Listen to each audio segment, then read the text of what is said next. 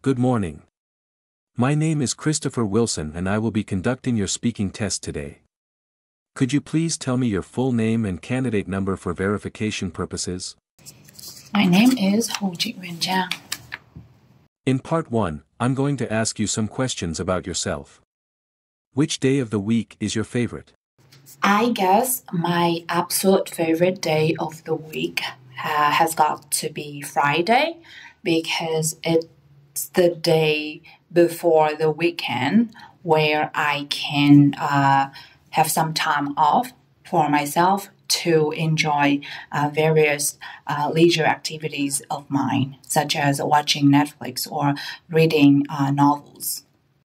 What makes this day better than the others for you? I guess it all comes down to the feeling because it's the end of a weekday. So I can get all the burden of work off my shoulder and enjoy a pleasurable evening of doing absolutely nothing, waiting for the weekend. How do you usually spend your favorite day?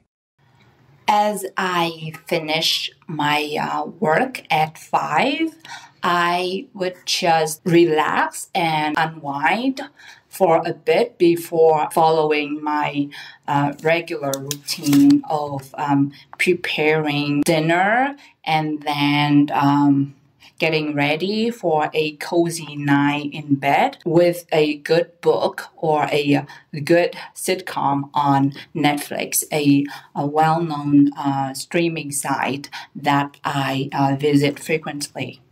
Are there any special activities you do on this day? For the most part, I often just follow my daily routine. I'm such a creature of habit. I don't tend to embark on exciting outdoor endeavors or events. I just stay at home in my room enjoying a good book. How does this day affect your mood for the rest of the week? I guess it has a great impact on how I spend my weekend, including Saturday and Sunday. Only when I am satisfied with the amount of assignments that I have finished during the week that I could thoroughly enjoy a night off and subsequently the weekend that follows. Thank you. That's the end of part 1. In part 2, I will give you a cue card. You should speak for 1 to 2 minutes. I will stop you when the time is up, so don't worry. You have 1 minute to think about what you want to say. Here's your cue card.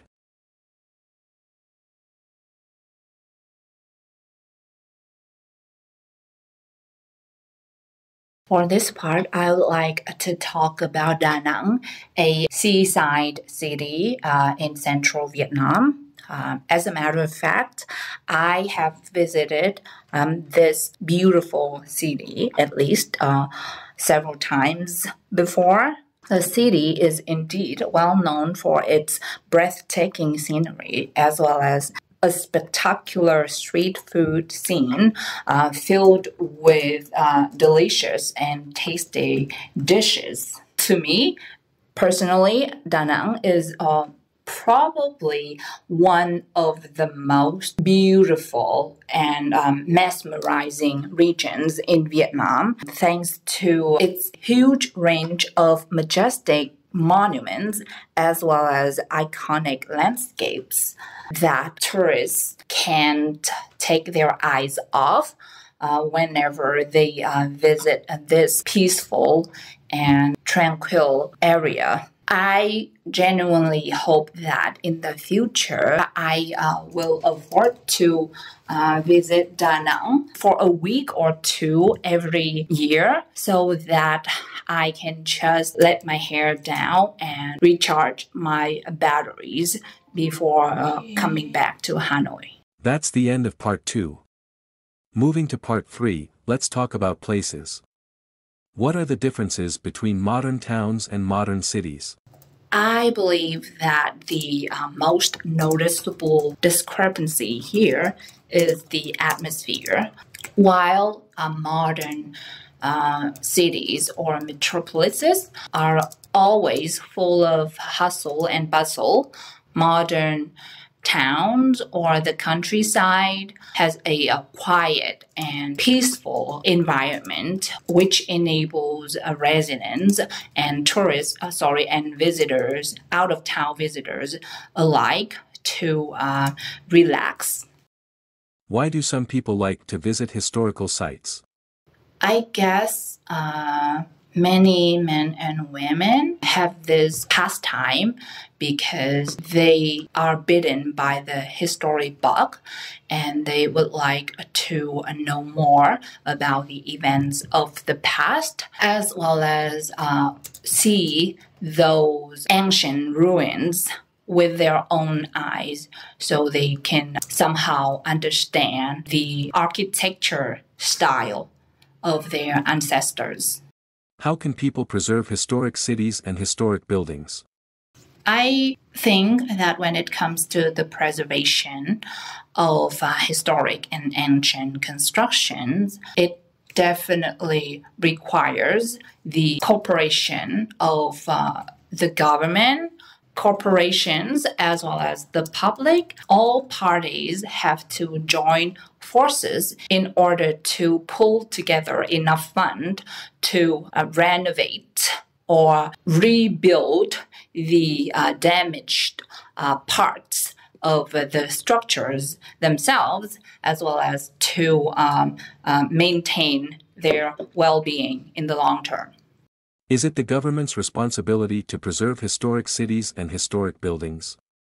I would say that it is mainly up to the government because historic zones are part of the country's culture and hence needs to be protected on a nationwide scale.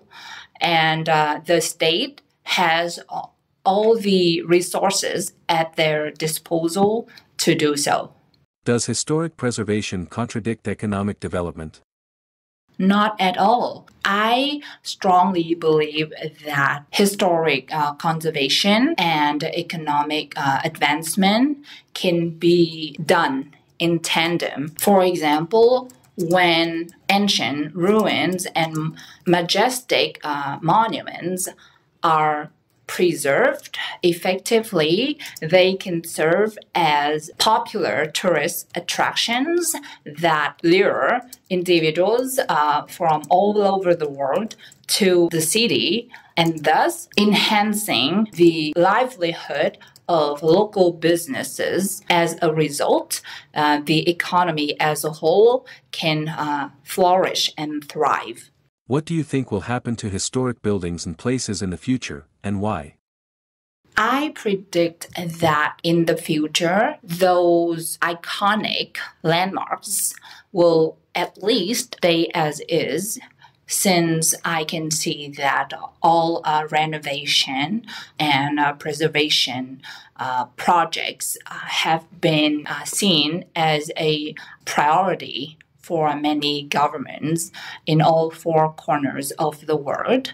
On top of that, I think many governments, especially those in developed nations, will be able to kind of restore destroyed sections of an iconic structure, such as the Roman amphitheater, for example, thanks to their overwhelming funding as well as cutting-edge technology. Thank you. That's the end of the speaking test. Goodbye and have a good day.